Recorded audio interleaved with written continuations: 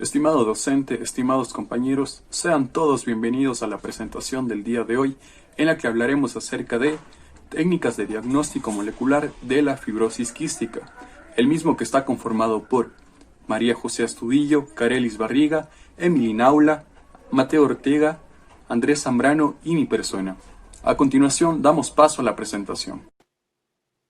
La fibrosis quística es una enfermedad genética de herencia autosómica.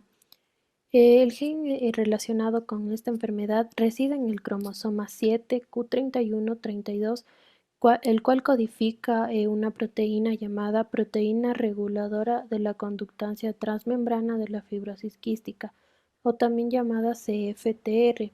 La más común es la denominada delta F508. Según datos estadísticos, nos dice que está presente en un 57% de los cromosomas fibroquísticos. Esta consiste en una lesión de las 3 pares de bases en el exón 10, que resulta en la pérdida de un aminoácido denominado fenilalanina en la posición 508 de la proteína. Hemos decidido también dar a conocer diagnósticos clínicos para la fibrosis quística, tales como el test del sudor o el cribado neonatal. El test del sudor. Se mide la cantidad de cloruro que existe en el sudor. Para estos se ve que en las personas que padecen de fibrosis quística presentan un alto nivel de cloruro en su sudor. Esto se puede realizar en personas de todas las edades, pero la mayoría se realiza en bebés que tienen entre 2 y 4 semanas. Este procedimiento dura alrededor de 1 hora. El cribado neonatal, o también llamado como prueba del talón, se recomienda una extracción única de sangre capilar a partir de las 48 horas de vida del recién nacido, tras también una ingesta de 24 horas de alimento. La extracción de sangre capilar la debe realizar únicamente el personal sanitario, mas no puede ser realizada por los padres, ya que para ello se realiza la punción del talón. Es recomendable, para minimizar el dolor de este procedimiento, realizar una toma de lactancia materna. A continuación, les voy a mostrar algunas de las técnicas para el diagnóstico molecular en la patología fibrosis quística, como es la técnica de desnaturalización de ADN a alta resolución, o también conocida con sus siglas HRM, la cual es un método de análisis post-PCR utilizado para identificar variaciones en la secuencia de ácidos nucleicos. De igual forma existe la técnica de mutagénesis dirigida mediada por PCR, o también conocida por sus siglas PSM, la misma que se basa en los cambios de secuencia que se eligen de modo que generen sitios de reconocimiento para las enzimas de restricción solo en un alelo específico. Es importante mencionar que la fibrosis quística consiste en una alteración genética recesiva, por lo cual tanto la madre como el padre deben ser portadores del gen, siendo el riesgo en cada embarazo de tener su descendencia o sus descendientes, como en este caso, en un 25% que su hijo tenga fibrosis quística, en un 50% que su hija o hijo sean portadores de este gen, y en un 25% que su hija o hijo sean totalmente sanos. También es necesario tener conocimiento sobre el gen CFTR, el cual está íntimamente relacionado con las técnicas de diagnóstico molecular, o también conocido como regulador de la conductancia transmembrana de la fibrosis quística, el cual se encuentra ubicado en el cromosoma 7 en el brazo largo, específicamente en el sitio Q31.2. Este gen se dirige en sentido 5'3' y contiene 27 exones y bastantes intrones.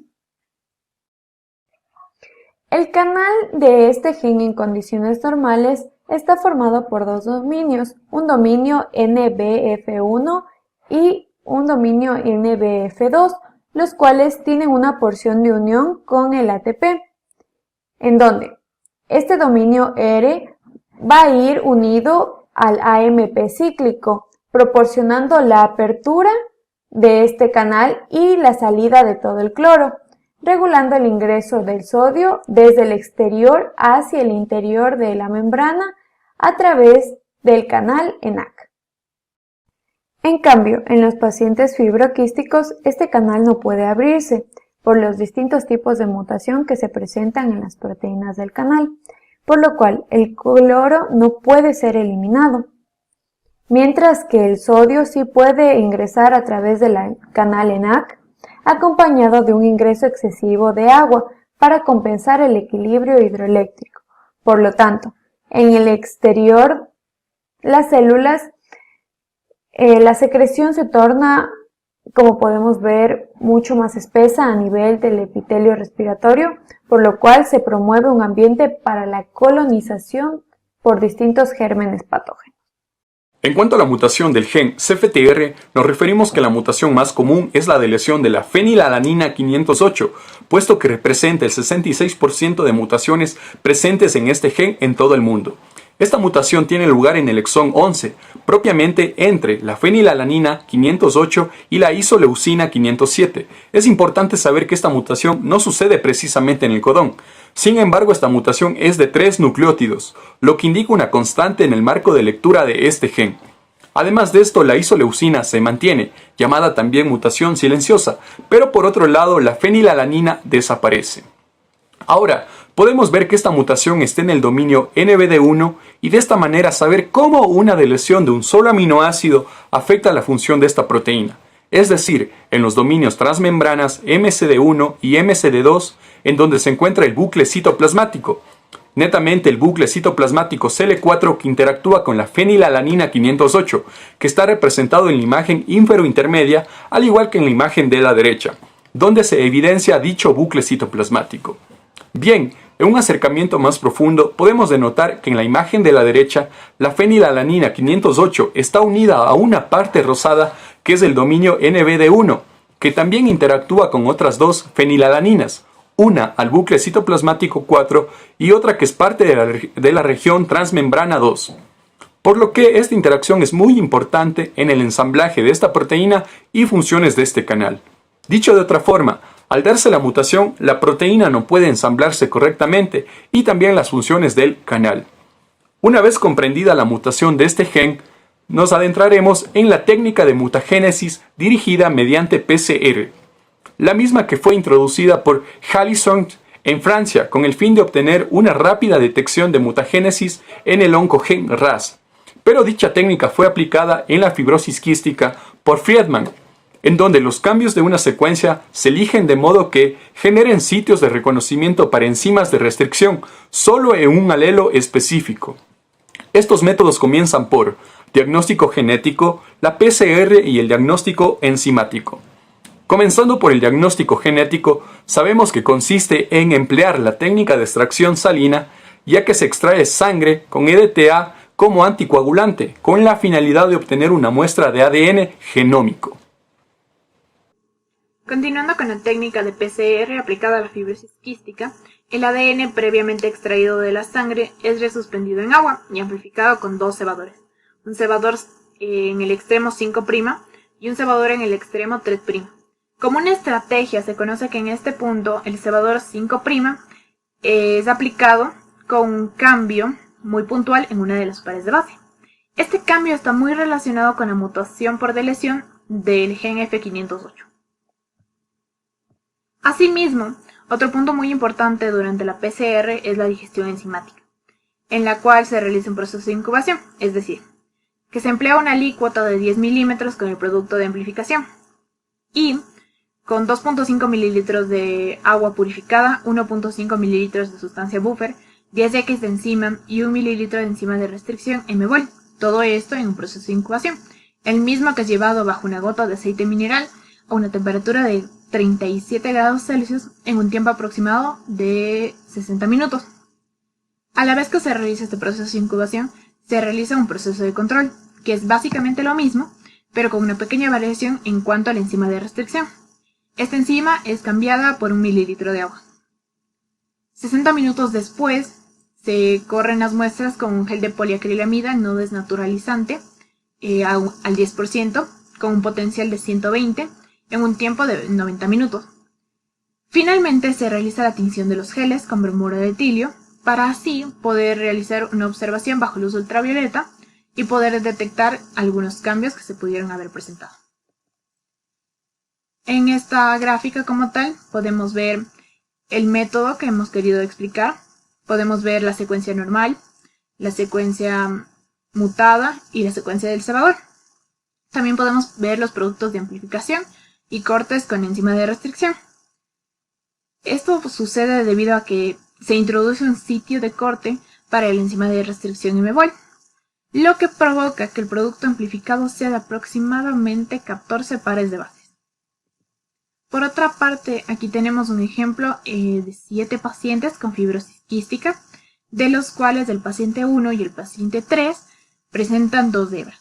Una inferior, homodúplex, en la cual las bandas de los alelos sanos y mutados están superpuestas, mientras que la banda superior es una banda heterodúplex, que es el resultado de la hibridación de la hebra sana y la hebra mutada.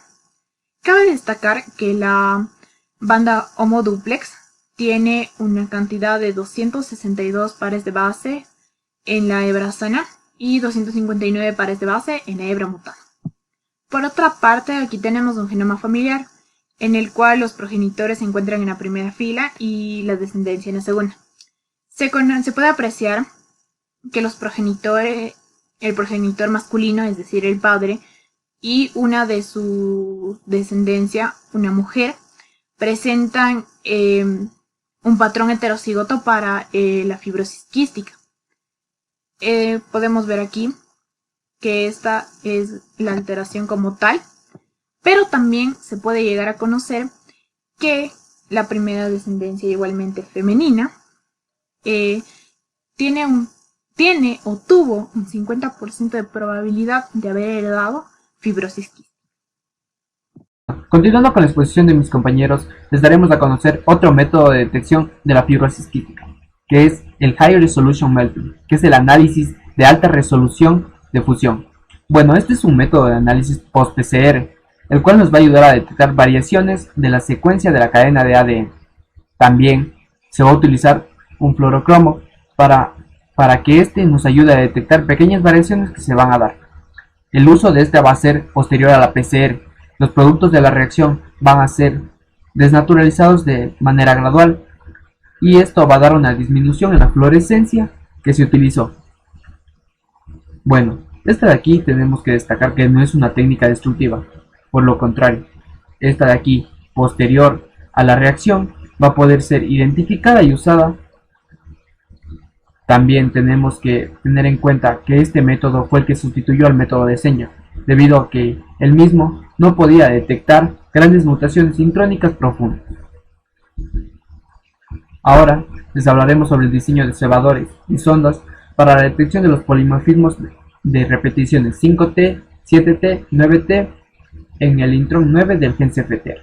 Como primer punto tenemos el diseño de cebadores. Este diseño de cebadores se va a dar mediante el uso de programas.